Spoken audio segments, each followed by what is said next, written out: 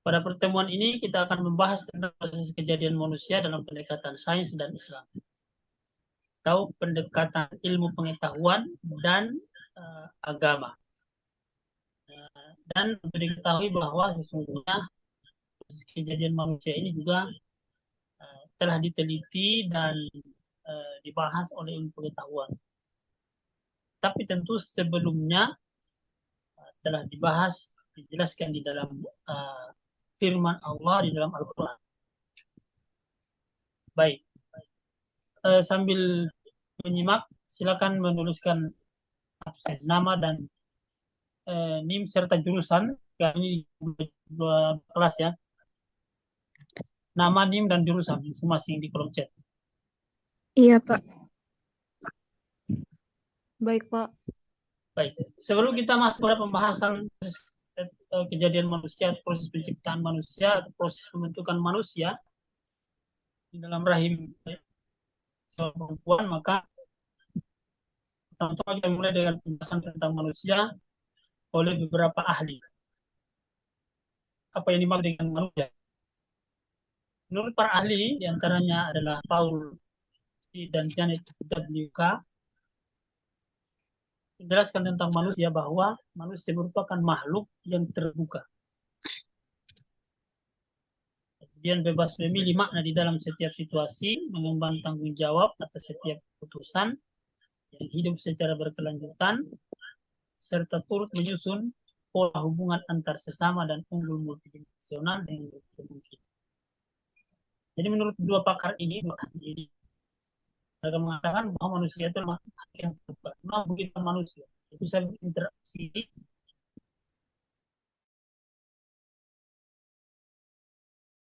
alam semesta. Dia bisa berinteraksi dengan binatang, dia bisa berinteraksi juga dengan Tuhan dan seterusnya. Dia katakan bahwa manusia makhluk yang terbuka. Dia kemudian memilih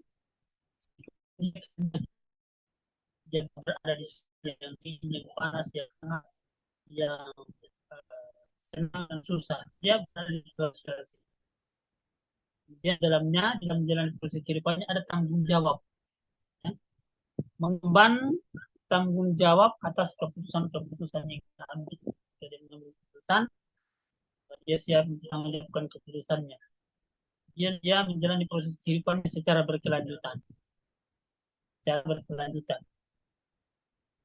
Serta menyusun pola hubungan antar sesama dan unggul. Jadi dia bisa membangun hubungan antar sesama manusia. Dimanapun dia berada. Dia bisa berhubungan antara satu dengan yang lain. Secara antar suku, antar bangsa, antar individu, dan seterusnya. Manusia bisa melakukan. Yang kedua, menurut Umar Muhammad At-Tomi As-Saibani, dia mengatakan bahwa pengertian manusia adalah makhluk yang mulia. Manusia merupakan makhluk yang mampu berpikir. Manusia merupakan makhluk 3 dimensi yang terdiri dari badan, ruh, dan kemampuan berpikir atau akal. Jadi, menurut Umar Muhammad ini mengatakan bahwa manusia adalah makhluk yang mulia. Jadi, kalau dia memahami keberadaannya sebagai manusia, dia bisa menempatkan dirinya sebagai makhluk yang mulia. Tapi pada sisi yang lain, kalau dia tidak memahami keberadaannya sebagai manusia, mungkin saja dia bisa menjadi makhluk yang paling hina. Itu manusia. Manusia yang menjadi makhluk yang mulia itu adalah yang bisa memanfaatkan 3 unsur pada dirinya atau 3 dimensinya, yaitu badannya, ruhnya, dan kemampuan berpikirnya. Badannya digunakan untuk hal-hal kebaikan, begitu dengan ruhnya, begitu juga dengan akalnya atau kemampuan berpikirnya. Semua diarahkan untuk melakukan kebaikan sehingga dia menjadi makhluk yang mulia. Kemudian ditambahkan penjelasannya bahwa ada tumbuh kembang. Jadi manusia bertumbuh dan berkembang mulai dari kecil sampai dia menjadi besar. Kemudian dia anak-anak, remaja, tua, dan seterusnya. Itu kalau dia sudah hidup. Dan sebentar kita lihat bagaimana proses perkembangan manusia dalam proses penciptaannya.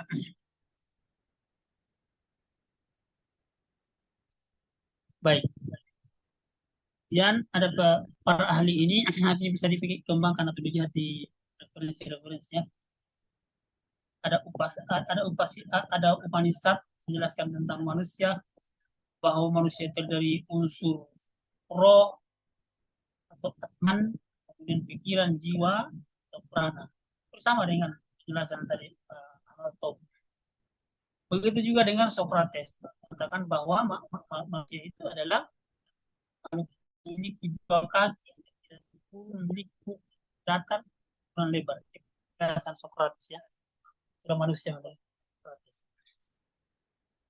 Juga para ahli yang lain yang menjelaskan tentang manusia. Nanti diperkaya referensinya literasinya saja. Silakan dicari banyak informasi yang berkaitan dengan penjelasan tentang manusia. Sekarang, bagaimana manusia, proses kejadian manusia dalam pendekatan ilmu pengetahuan atau dalam pendekatan sains. Oke. Ini bisa perhatikan di layar yang tampil, slide itu sudah dijelaskan oleh ilmu pengetahuan, khususnya ilmu pengetahuan di bidang kedokteran, menjelaskan tentang proses kejadian manusia dari 3 minggu sampai 41 minggu. Ya, 3 minggu sesuai dengan simbol-simbol dan kode-kodenya itu dijelaskan dalam hasil penelitian ilmu kesehatan, ilmu kedokteran. Kita melihat bahwa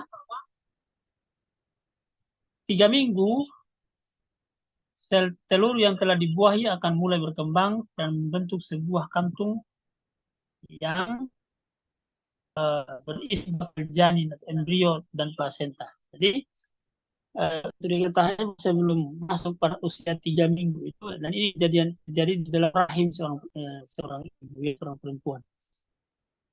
Jadi usia 3 minggu terjadi pertemuan antara sel telur, kemudian terjadi pembuahan, lalu membentuk sebuah kantong yang berisi bakal janin atau embrio.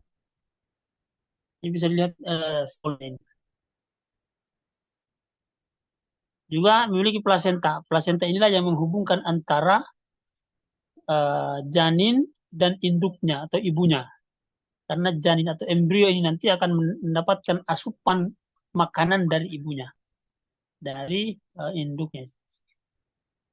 Kemudian pada usia 4-5 minggu sudah terdapat tabung jantung janin, sudah ada dan dapat berdenyut hingga 65 kali dalam 1 menit. Kalau usia 4-5 minggu atau 1 bulan lebih ini, jantungnya sudah mulai terbentuk, kemudian sudah mulai berfungsi, sudah mulai berdenyut. Kemudian pada usia 6 minggu, wajah dan lingkaran besar untuk muka, hidung, mulut, telinga, serta rahang bawah dan tenggorokan sudah mulai terbentuk. Ini ya. Kita lihat. Ini proses perkembangan manusia. Ini pada usia 6 minggu. Kemudian pada usia 7 minggu di dalam perut ibu,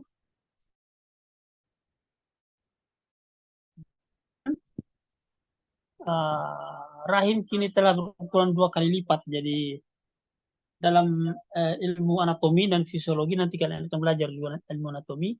Kalau untuk kesehatannya, besaran rahim itu seperti sebesar kepalan tangan. Itu dalam keadaan tidak hamil. Tetapi kalau sudah terjadi pembuahan, terjadi kehamilan, maka dia akan berkembang seiring dengan perjalanan waktu. Sehingga disebutkan di sini bahwa pada usia 7 minggu, janin mulai membentuk tangan dan kaki, dan rahim ini telah berukuran 2 kali lipat. Oke. Kemudian pada usia 8-10 minggu, pada usia 2 bulan sampai 2 bulan lebih, 2 bulan 2 minggu, janin telah berhasil melalui masa kritis dari perkembangan organ dan struktur tubuhnya, telah berukuran hampir 3 cm panjangnya, semakin banyak bergerak dan semakin terlihat seperti manusia. Jadi ini modelnya pada usia 2 bulan lebih atau 8 minggu sampai 10 minggu, dikatakan di sini bahwa telah berhasil melewati masa kritis, karena memang dari umur 3 minggu sampai 7 minggu itu adalah masa-masa kritis, masa-masa rentan terjadi keguguran.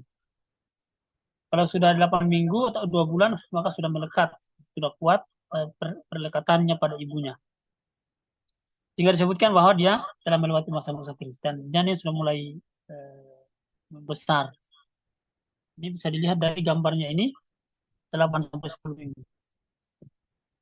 Oke.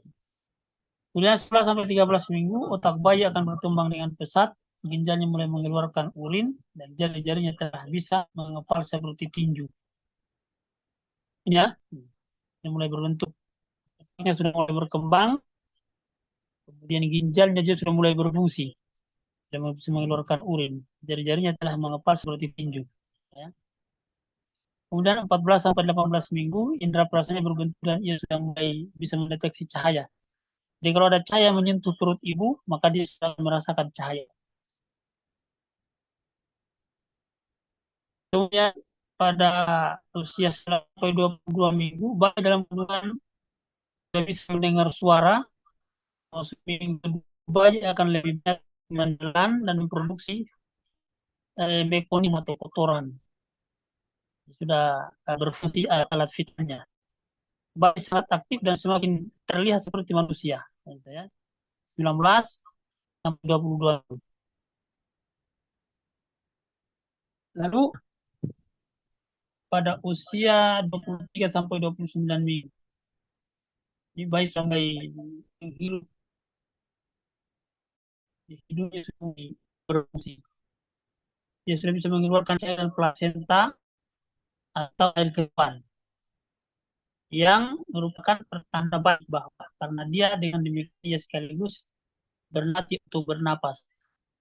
Bahkan pada minggu ke-27 bayi dalam kandungan telah bisa membuka dan menutup matanya, bisa menghisap jari-jarinya, sehingga sudah mulai bisa bergerak. Sebutkan pada minggu ke-30 sampai 35 sudah mulai bisa menendang. Tendangan bayi akan lebih terasa kuat dan kontraksi sudah mulai bisa bergerak-bergerak. Gerakannya bisa dirasakan oleh ibunya. Kemudian sistem saraf pusat dan paru-parunya akan semakin matang dan bergerak. Kemudian pada minggu ke-36 sampai 41 ini bayi sudah siap untuk dilahirkan. Kalau air ketuban mungkin akan pecah minggu ke-39. Jika terjadi maka artinya proses persalinan sudah mulai. Jadi minggu ke-36 sampai ke-41 atau bulan ke-8 ke-9 itu janin sudah dilahirkan. Kalau pada minggu ke-41 ini belum lahir-lahir, maka harus diadakan usaha untuk mengeluarkan janin, melalui vakum, ditarik, atau melalui operasi sesarian. Bedah perut ibunya untuk dikeluarkan janinnya. Karena kalau tidak, janin akan tenggelam dengan air ketuban ibunya. Ini proses kejadian manusia dalam rahim ibunya dalam pendekatan sains. Sekarang, bagaimana proses kejadian manusia dalam pendekatan agama atau dalam penjelasan Al-Quran? Di dalam Al-Quran, proses kejadian manusia itu disebutkan di dalam surah Al-Mu'minun ayat 12 sampai 14. Al-Mu'minun itu Quran surat ke-23. Jadi surah ke-23. Bisa dilihat sebagaimana yang yang tampil itu ya. Bahwa Allah Subhanahu wa taala berfirman,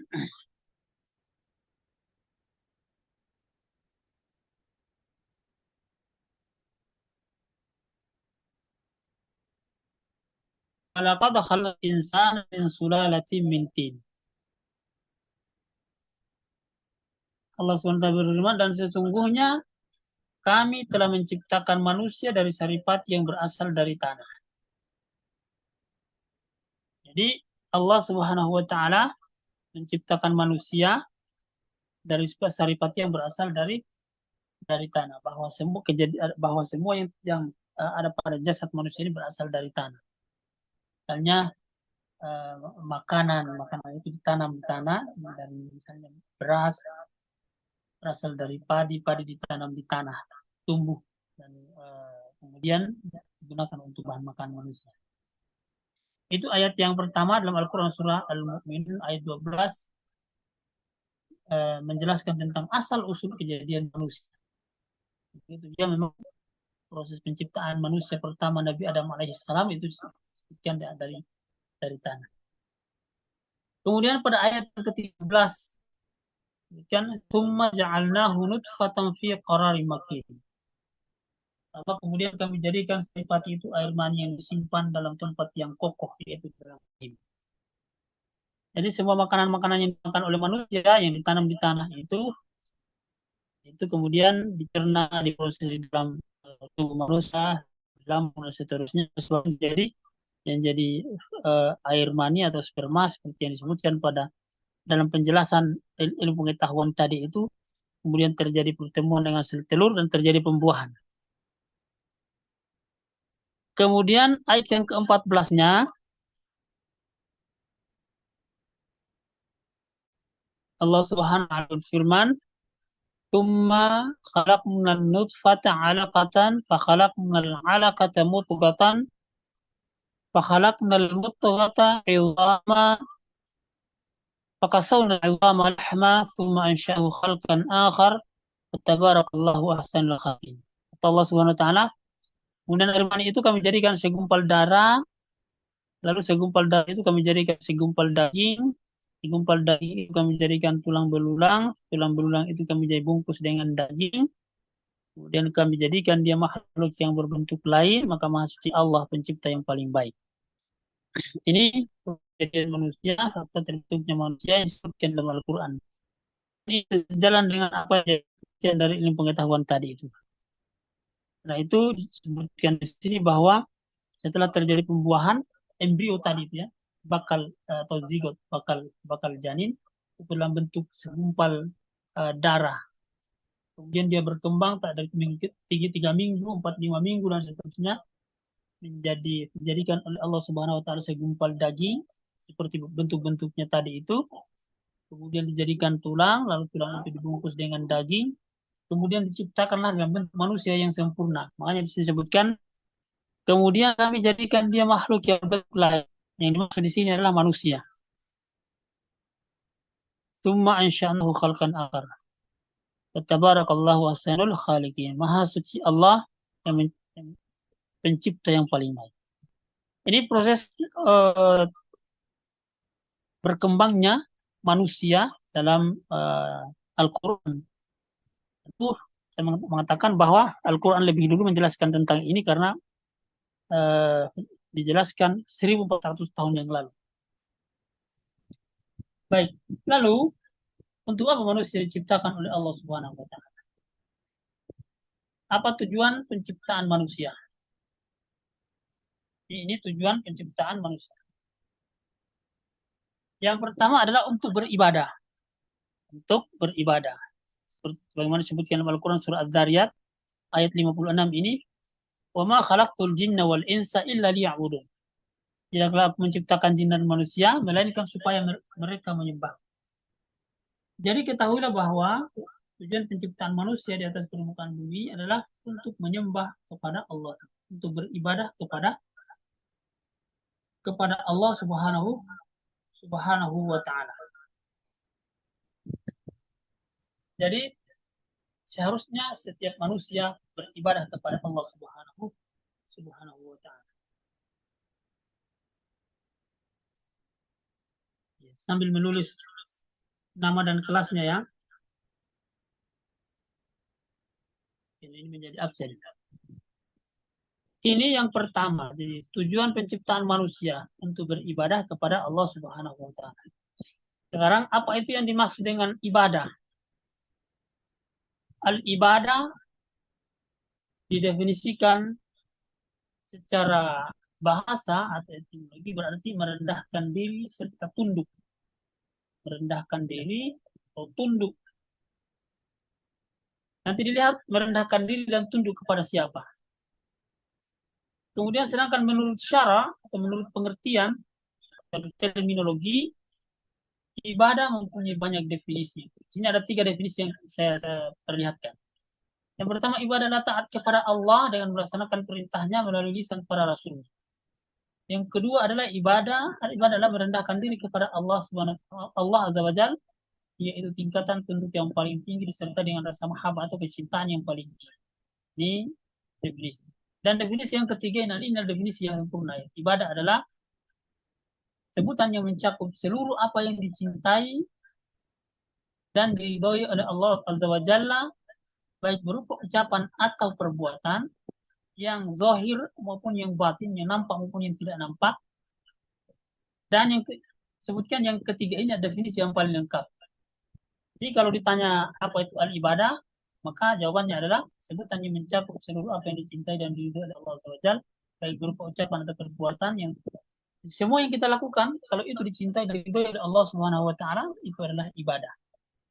Sebabnya kalau semua yang kita lakukan yang tidak dicintai dan diridhoi oleh Allah Subhanahu wa taala, itu bukan termasuk dalam ibadah. Baik. Oleh karena itu, ibadah itu dibagi menjadi tiga, atau apa namanya, ada tiga jenis. Ustadz Isnan Ansori dalam bukunya Silsilah Tafsir Ayat Al-Ahkam beliau menjelaskan bahwa ada 4 jenis ibadah berdasarkan perbuatan, yaitu ibadah qalbiyah, ibadah qauliyah, ibadah amaliyah, dan ibadah maliyah. Bagaimana penjelasannya? Ibadah qalbiyah, maksud ibadah adalah setiap ibadah yang dilakukan oleh aktivitas hati, yang dilakukan oleh aktivitas qalb atau hati. Semua ibadah yang kita lakukan yang ada hubungannya dengan hati namanya ibadah qalbi. Ibadah ini meliputi aspek i'tikad atau keyakinan seperti iman, mengimani wujud Allah Subhanahu wa taala, mengimani Rasulullah SAW, mengimani hari kiamat, itu semua adalah ibadah. Juga kecintaan, selain itu cinta atau mahabbah, kita cinta kepada Allah, cinta kepada Rasul, cinta kepada ibadah, cinta kepada malaikat dan seterusnya. Itu kalau cinta itu didasarkan karena Allah Subhanahu wa taala, maka itu adalah ibadah. Kemudian ada juga namanya tafakkur. Renungan, merenungkan atau memikirkan ciptaan Allah Subhanahu wa taala. Seperti merenungkan penciptaan Allah Subhanahu wa taala. Baik, seperti merenungkan penciptaan Allah Subhanahu wa taala. Itu ibadah kalbi. Itu ibadah ya. Yang kedua, ibadah qauliyah. Ibadah qauliyah adalah setiap ibadah yang dilakukan oleh aktivitas lisan seperti membaca Al-Quran, bertasbih, bertahmid, bertakbir. Membaca Al-Quran itu adalah ibadah qauliyah, ibadah yang diucapkan dengan lisan atau dengan mulut. Bertasbih, ya, mengucapkan subhanallah. Bertahmid, mengucapkan alhamdulillah. Bertahlil, mengucapkan la ilaha illallah. Bertakbir, mengucapkan Allahu Akbar. Semua itu disebut ibadah. Ibadah qauliyah, ibadah dengan lisan atau dengan ucapan. Yang ketiga, ibadah amaliyah. Ibadah amaliyah, maksud dari ibadah amaliyah ini adalah setiap ibadah yang dilakukan oleh aktivitas anggota tubuh. Seperti gerakan dalam sholat, melakukan puasa, haji, dan lain-lain. Termasuk para orang berjihad. Dan semua yang dilakukan oleh gerakan anggota tubuh, kalau dicintai oleh Allah SWT, itu adalah ibadah. Yang keempat adalah ibadah maliyah. Ibadah maliyah ini ibadah yang dilakukan seorang hamba dengan mendermakan hartanya, berinfak, berzakat, menyumbang, dan seterusnya. Itu ibadah maliyah ya, ibadah dengan harta. Jadi infak sedekah itu adalah ibadah dengan harta. Namanya ibadah maliyah. Baik. Ini jenis ibadah yang menjadi tujuan penciptaan manusia. Bagi penjelasan tambahan, bahwa ibadah itu akan diterima oleh Allah Subhanahu wa taala kecuali dia memenuhi 2 syarat. Ibadah diterima dengan 2 syarat. Allah pertama ikhlas, yaitu mengharapkan pahala dari Allah. Semata-mata kita ibadah ini karena Allah, bukan karena lain-lain. Bukan karena ingin dipuji, bukan karena ria dan seterusnya. Yang kedua, namanya ittiba, harus sesuai dengan petunjuk Nabi Muhammad SAW. Ibadah yang tidak ada maka menurut konsepnya tidak diterima oleh Allah SWT. Jadi syarat terima ibadat pertama ikhlas karena Allah SWT. Yang kedua adalah ikuti petunjuk Rasulullah SAW. Bahasa agamanya adalah ikhlas dan ittiba. Ikhlas dan ittiba. Kemudian ibadah itu juga harus disertakan dengan rasa cinta kepada Allah. Kemudian rasa khaufnya, takut melaksanakan berbuat pelanggaran. Kemudian juga mengharapkan pahala atau roja. Roja itu maksudnya setiap kita beribadah, kita harus mengharapkan balasan kebaikan dari Allah SWT atau pahala. Ini tambahan penjelasannya. Oke.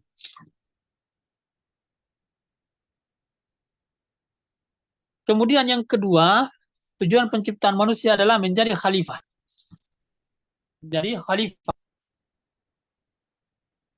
Apa itu khalifah? Khalifah adalah pemimpin. Dalam agama pemimpin itu ada dua keadaan. Yang pertama memimpin diri sendiri. Dan yang kedua memimpin orang lain. Itu konsep khalifah di atas landasan agama. Jadi setiap manusia harus bisa memimpin dirinya sendiri. Harus bisa mengarahkan dirinya untuk melakukan perbuatan baik. Harus bisa memimpin dirinya untuk beribadah kepada Allah. Harus mengarahkan dirinya sendiri untuk tidak masuk ke dalam perbuatan-perbuatan yang melanggar syariat Allah. Yang kedua, memimpin orang lain. Memimpin orang lain itu ada tiga keadaan. Yang pertama, memimpin keluarga. Yang kedua, memimpin masyarakat. Bahkan memimpin negara. Jadi, memimpin orang lain itu adalah memimpin orang-orang yang terdekat kita. Keluarga. Kalau sudah menikah, memimpin istri, memimpin anak-anak. Yang kedua, memimpin masyarakat. Di tengah-tengah masyarakat itu juga kita bisa menjadi pemimpin. Pemimpin yang paling tinggi adalah menjadi pemimpin negara.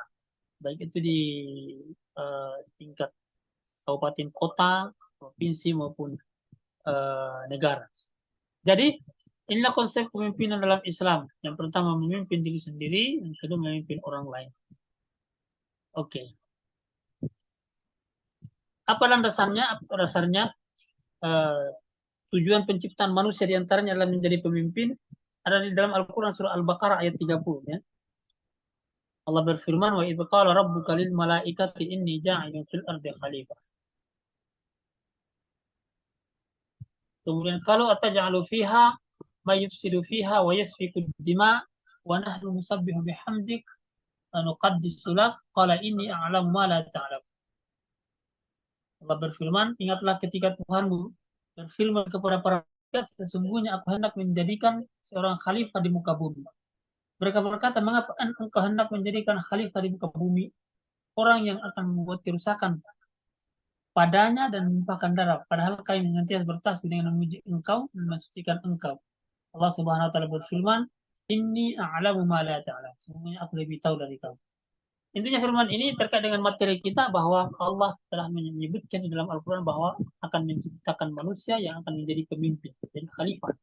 Tadi disebutkan pemimpin untuk dirinya sendiri, pemimpin untuk orang lain, yaitu keluarganya, masyarakatnya, dan negaranya. Oke, ini terkait dengan pemimpin. Yang ketiga, tujuan penciptaan manusia adalah mengajak kepada kebaikan. Mengajak kepada kebaikan. Juga sudah disebutkan oleh Allah SWT dalam Al-Quran.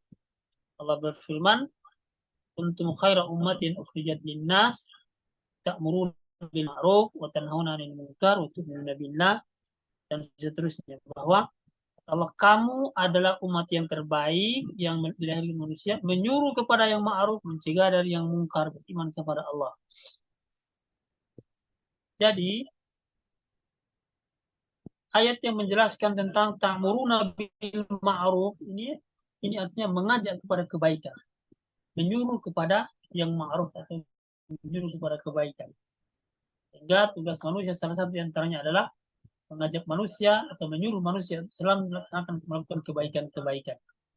Karena itu memang adalah tujuan dari, maka ketahuilah kita akan fungsi dari atau apa tujuan dari penciptaan manusia ini. Sehingga sebagai manusia yang berakal, juga sebagai orang yang beragama,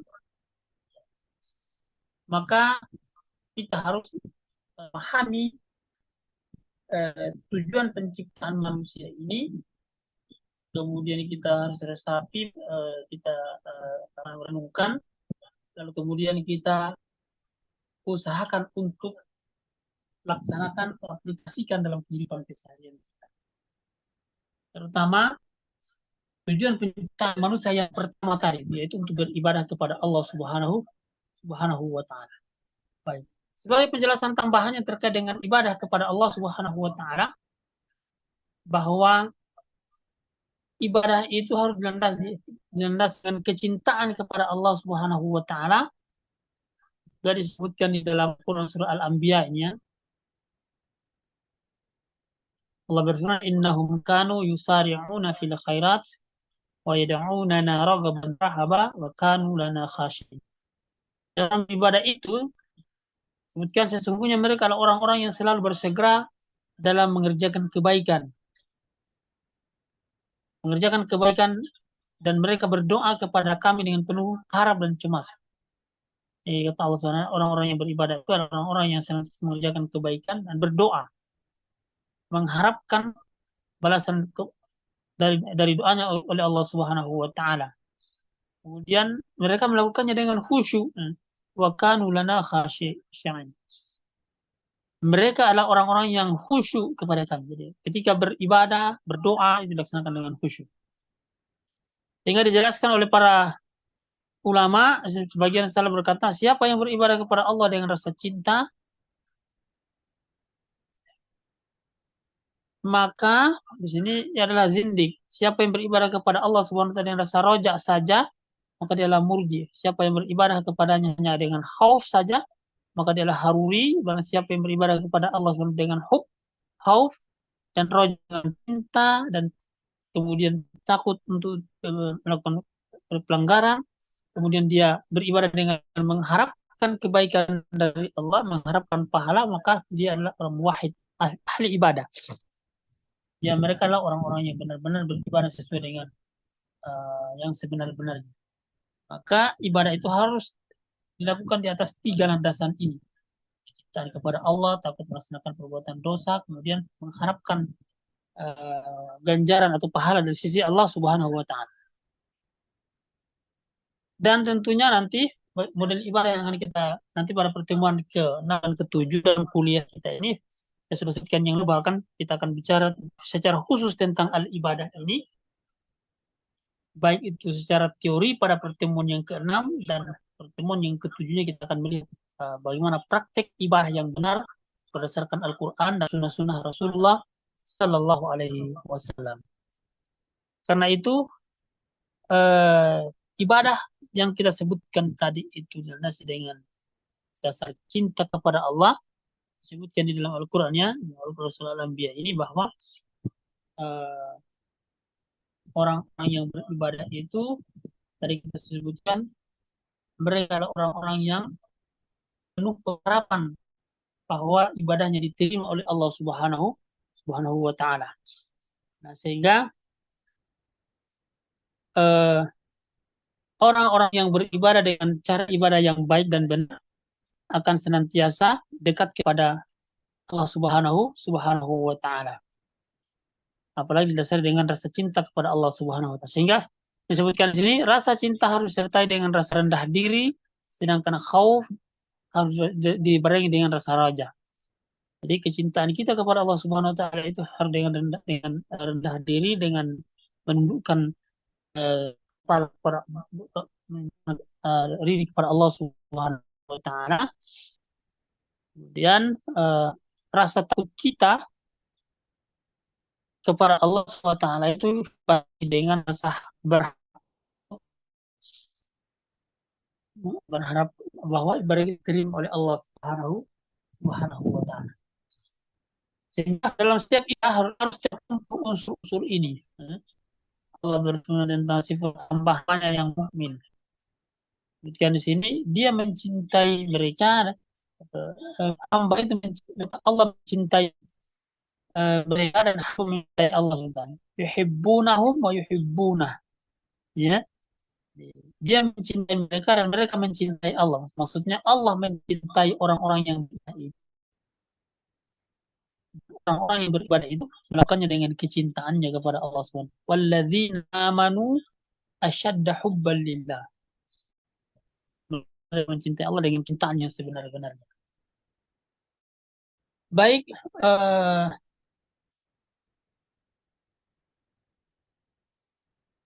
ini yang dapat kita bahas pada pertemuan malam ini, sepengganti dari mata kuliah kita yang tidak masuk kemarinnya. Ini pertemuan yang ketiga. Dan insya Allah kita akan masuk pada pertemuan keempat di pekan yang akan datang. Oleh karena itu nanti akan saya berikan tugas individu, nanti tunggu saja informasi di grup, model tugasnya akan saya sampaikan setelah fix, saya cek dulu baik-baik. Dan setiap tugas individu harus dikerjakan karena itu akan sangat mempengaruhi nilai individu dari setiap mahasiswa. Baik, demikian. Silakan yang belum absen menuliskan namanya di kolom chat dengan nama, kemudian NIM, dan jurusan. Yang tidak mengabsen di sini tentu apa namanya akan disediakan ya, masuk namanya. Oke, saya kira demikian kuliah kita pada malam hari ini. Dan kita tutup majelis kita dengan doa kafaratul majelis. Subhanakallahumma rabbana bihamdik asyhadu an la ilaha illa anta astaghfiruka wa atubu ilaik. Billahi taufiq wal hidayah. Wassalamualaikum warahmatullahi wabarakatuh. Saya kasih 5 menit untuk absen yang belum dan secara otomatis Zoom akan ditutup.